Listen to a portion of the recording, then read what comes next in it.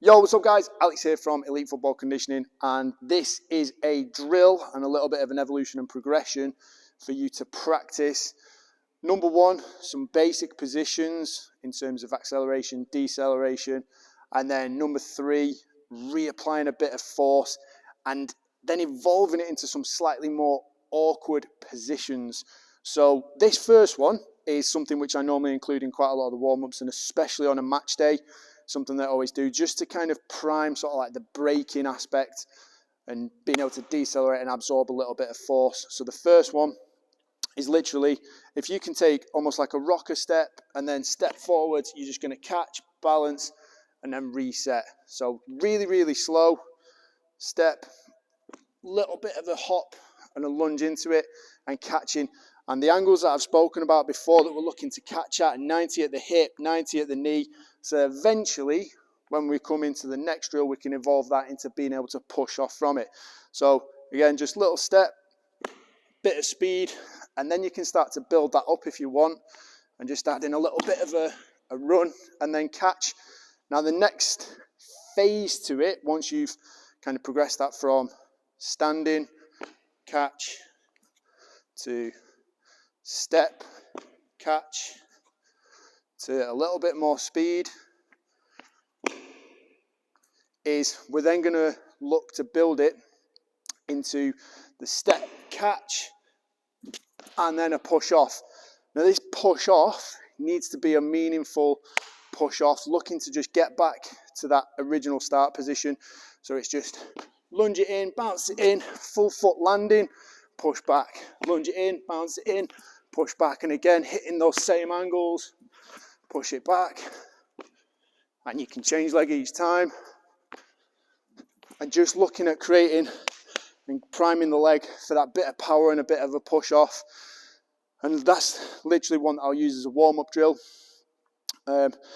You can even just use that in the first phase as just balance and practice. So if you're in the gym like this and you're doing a bit of a workout, if you're a youngster, 10, 12 years old, then practice these little drills barefoot, get that full foot contact, make sure you hit that balance point, shoulders over the middle of your foot, ankle, knee and hip around 90 degrees, and you should be able to hold this position with pretty much no worries and feel like you can then push off in any direction you want. If you wanted to go to the right like I just did then, if you wanted to push off and lean through to the left, if you then wanted to go forwards, if you then wanted to go backwards, and again, if you wanted to go and get vertical, these are the basics that we want to hit. So, and the reason we want to hit these basic positions is because we're then going to practice some awkward takeoff and some awkward little angles to be able to actually apply and put a bit of power in. So once we've done kind of our little hop, balance and push back, okay, we're then going to look to evolve it as the next phase is you're going to lunge it in, push, take off, and then land it again on the same leg. So you're going to lunge it in, get up, take off, land it, stick that landing. Doesn't matter if you take a little hop in between, lunge it in, up. So you're just looking to apply that little bit more force, get as vertical as you can, get as much distance off the ground as possible. And again, build this up 5-10 reps. Do this sort of like post warm-up as part of your speed or power work. If you're going to do any sprinting, add it in before then. Good little bit of practice. It only takes a couple of minutes, once or twice a week, and you'll see some real good progression with this. So we've got that hop in, up, and land. The next phase, all right, this is where it starts to get a little more technical, a little more complex, and you should feel like with every ground contact, you lose a little bit of power, you lose a little bit of force. That's why we want to practice it and just develop it so that if you ever do come into a match situation, not everything's perfect. You're not always going to be set in the perfect position with the perfect joint angles, but we want to get as close as possible and be able to develop good power.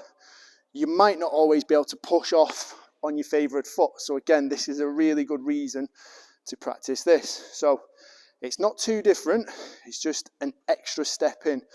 And you'll notice that third cone's there for a reason. So again, you're going to bounce it in, up, land it, take off, and then land it on that same leg that you just did 2 takeoffs with. So you did the catch, take off, land, take off again, land again on that same leg. So I'll do it again for you one more time on the opposite side, so I'll balance myself out. So it's in, up, take off, and then push through.